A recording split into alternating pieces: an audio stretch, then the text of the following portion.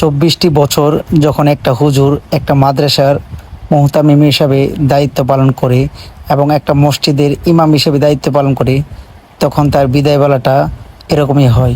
বিদায় বেলায় সুন্দর করে ফুল দিয়ে সাজিয়ে রেখেছে সুন্দর একটা গাড়ি। শেষ স্মৃতিটুকু রাখার জন্য তার সাবেক যত ছাত্ররা আছে সেই ছাত্ররা এসে হুজুরকে বিদায় বেলায় কান্নায় ভেঙে পড়ে সবাই।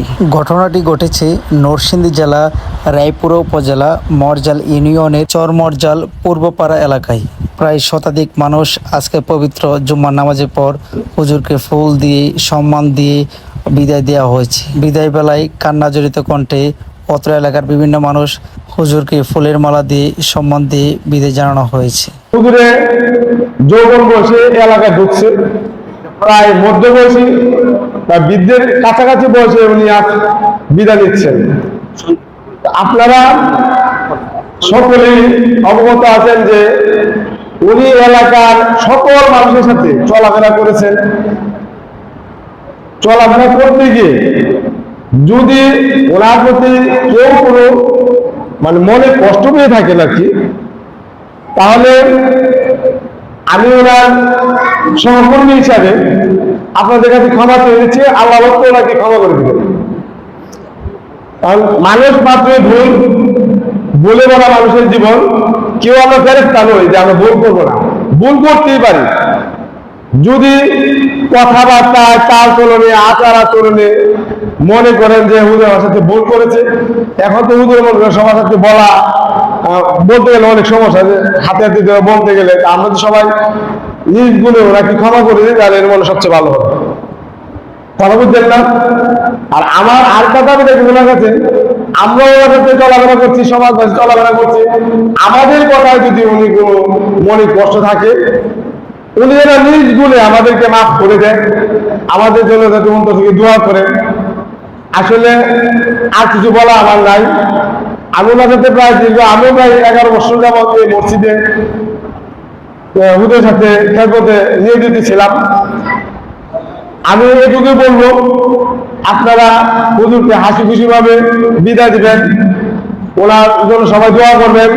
আর উনি আমাকে গত কয়েকদিন একটা কথা বলছিল, মাদ্রাসা যখন বন্ধ দিই আলোচনা একটা ফাঁকি একটা কথা বলছিল যে স্যার আমি যদি মারা যাই আমার জানাজা কিন্তু যায়।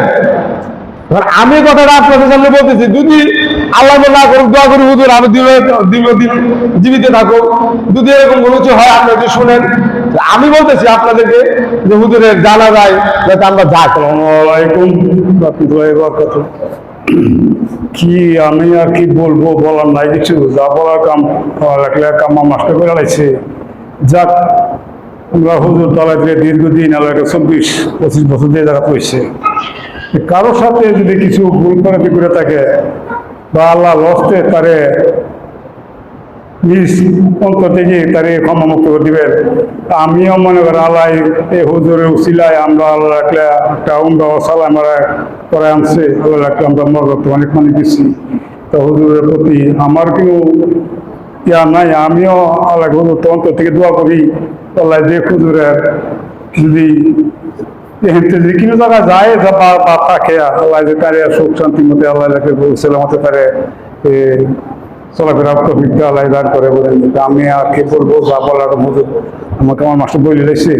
তা এটি আমার দুঃখ যে হঠাৎ করে হুজুর যেতে বিদায় আছে, আমি আর কিছু জানতাম না। আমি এই 2-3 ভিতরে জানছি বুঝেননি। তা আমিও একটা নিয়ে যাক আর কি বলুন, বলার নাই কিছু বুঝেন বলেন নাই। আপনারা সকলে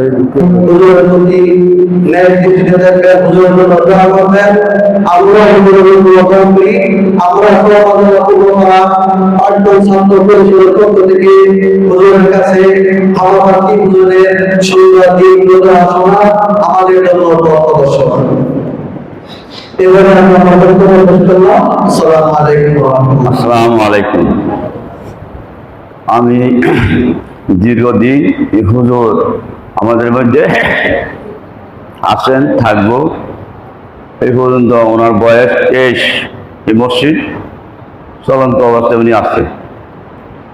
আপনাদের কাছে সবার কাছে আমার অনুরোধ, আল্লাহর রস্তে উনি বিদায় নিতেছে, ওনার প্রতি কোনো রাগ রঙ্গ বা কোনো মানসিকভাবে কোনো ইয়া থাকলে আচার আচরণ থাকলে আল্লাহর হস্তে ওনার মাফ করে দিবে।